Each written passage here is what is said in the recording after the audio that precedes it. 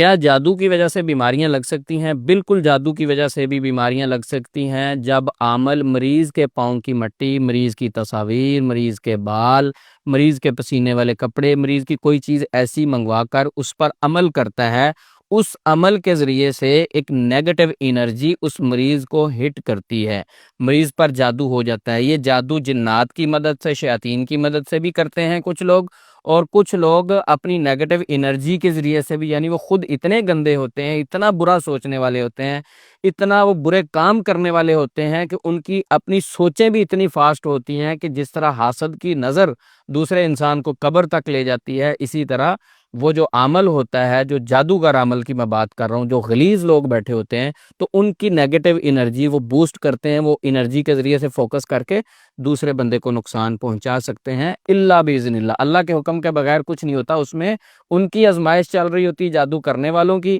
کہ وہ شیطان کے رستے پر ہوتے ہیں، جس پر جادو ہوتا ہے اس کی بھی آزمائش چل رہی ہوتی ہے۔ اللہ تعالیٰ چیک کرتے ہیں کہ یہ میرا رستہ چھوڑ کے کہیں بھاگتا ہے یا نہیں۔ تو جادو کی وجہ سے بیماریاں لگ سکتی ہیں۔ اب ہوتا کیا ہے کہ جب جادو ہو جاتا ہے تو مریض کی فوری نفسیات چینج ہوتی ہے، اس کے سافٹ ویئر پر یہ چیز اثر انداز ہوتی ہے۔ تو سافٹ ویئر جب ڈسٹرب ہوتا ہے تو پھر ہارڈ ویئر بھی ہو جاتا ہے، یعنی باڈی، جسم آپ کا وہ بھی ڈسٹرب ہونا شروع ہو جاتا ہے۔ تو سافٹ ویئر کیسے ڈسٹرب ہوتا ہے؟ مائنڈ میں مختلف وسوسے آنا شروع ہو جاتے ہیں، مریض کو نیگیٹو خیال آنا شروع ہو جاتے ہیں، اس کی سوچیں تبدیل ہو جاتی ہیں، رات کو سوئے ہوئے برے خواب آتے ہیں، ڈرونے خواب آتے ہیں، اور ہر وقت اوور تھنکنگ میں وہ چلا جاتا ہے، ہر چیز کے نیگیٹو پہلو پہ زیادہ غور کرے گا، اللہ کی رحمت سے مایوس ہونا شروع ہو جائے گا، پریشانیاں اپنے اوپر سوار کرنا شروع کر دے گا، چھوٹی سی بات کو بڑا کر کے اپنے ذہن پہ سوار کر لے گا، اس کا توکل کمزور ہو جائے گا۔ کیا ہوگا کہ اس کا سافٹ ویئر ڈسٹرب ہوگا۔ جب یہ ساری چیزیں ڈسٹرب ہوتی ہیں، مختلف وسوسے، چین پورا بنتا جاتا ہے، تو اس کے بعد اس کے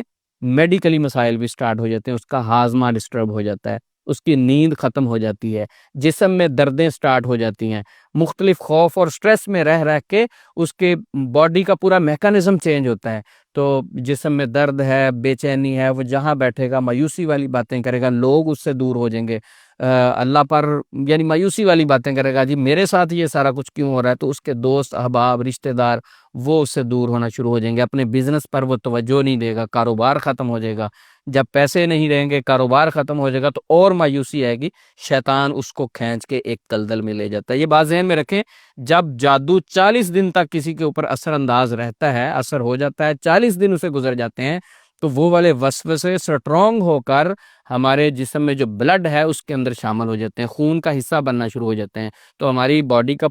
پورا کمیونیکیشن سسٹم جو ہے وہ بلڈ کے ذریعے سے چل رہا ہوتا ہے۔ تو اللہ کے نبی صلی اللہ علیہ وسلم نے بھی فرمایا کہ شیطان انسان کے جسم میں خون کی طرح گردش کرتا ہے، شیطان تو کرتا ہے، اس کی انفارمیشن بھی ایسے ہی کرتی ہے۔ وہ پھر انفارمیشن کیسے اثر کرتی ہے کہ آپ کچھ مریض میرے پاس آتے ہیں، وہ کہتے ہیں یہ دیکھیں یہ بازو میری کمزور ہوگی، یا یہ بالکل ٹھیک ہے، حالانکہ دونوں ٹھیک ہوتی ہیں۔ وہ کہتا ہے یہ دیکھیں میری گردن بالکل ویک ہوتی جا رہی، میرا وزن گرتا جا رہا ہے، یہ میرا ہاتھ بلو کلر کا ہے، یہ میرا ہاتھ بالکل صاف ہے، اس کو پتہ نہیں کیا ہوا، حالانکہ دونوں دیکھنے میں صاف ہوتے ہیں، کلیئر ہوتے ہیں۔ تو ہوتا کیا ہے کہ اس کے اندر وہ وسوسے اتنے سٹرونگ آ جاتے ہیں، جو اس کو مریض کو سمجھانے کی کوشش کرتا ہے اس پر وہ ٹرسٹ نہیں کرے گا، اس سے بھاگ جائے گا، وہ کہے گا یہ مجھے سمجھا رہا ہے۔ وہ ہر اس شخص کے پاس جائے گا جو اس کو مایوس کرے گا، اس کو لگے گا کہ یہ میری بات کو سمجھتا ہے۔ تو بیسیکلی ایسے مریض کی ول پاور ختم ہو جاتی ہے، ایسے مریض کا کانفیڈنس ختم ہو جاتا ہے، وہ کوئی بھی اپنے کانفیڈنس سے کام نہیں کرتا۔ تو جادو کی وجہ سے پورا ایک سرکل بنتا ہے، سائیکولوجیکلی بھی،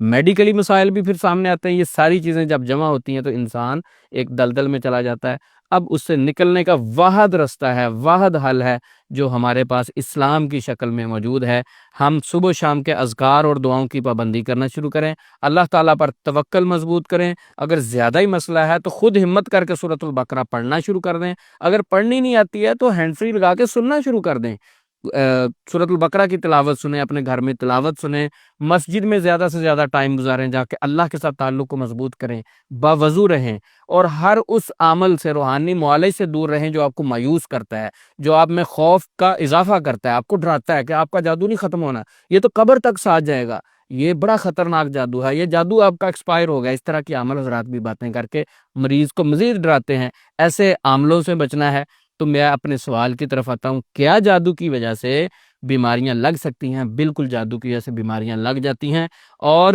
جو جادو کی وجہ سے لگی ہوئی بیماریاں ہیں وہ قرآن پاک کی تلاوت، مسنون دعائیں اور اذکار کی برکت سے ختم ہو جاتی ہیں۔ نبی صلی اللہ علیہ وسلم نے ہمیں فلق ناس کے متعلق گائیڈ کیا، سورۃ فلق اور ناس پڑھنے سے جادو ختم ہو جاتا ہے۔ اگر ہم بھی سورۃ فلق ناس پڑھیں گے، ہم بھی قرآن پاک کی تلاوت کریں گے، آپ خود اندازہ لگائیں، ایک طرف شیطان کی کلام ہو، دوسری طرف رحمان کی کلام ہو، ایک طرف اللہ کی کلام ہو، دوسری طرف ابلیس شیطان کے چیلے ہوں، ایک طرف اللہ اور اس کے رسول کے ساتھی ہوں، اس کی تعلیمات پر چلنے والے ہوں، دوسری طرف عمل وہ جو شیطان کے چیلے ہوں، تو دونوں میں سے سٹرونگ کون ہے؟ وہ لوگ جو اللہ کے ساتھی ہیں، اللہ کی تعلیمات پر چلنے والے ہیں، قرآن اور حدیث پر زندگی گزارنے والے ہیں۔ وَلَا يُفْلِحُ السَّاحِرُ حَيْثُ أَتَىٰ، قرآن کی آیت ہے، یہ میری بات نہیں ہے۔ جادوگر جس طرح سے مرضی آ جائے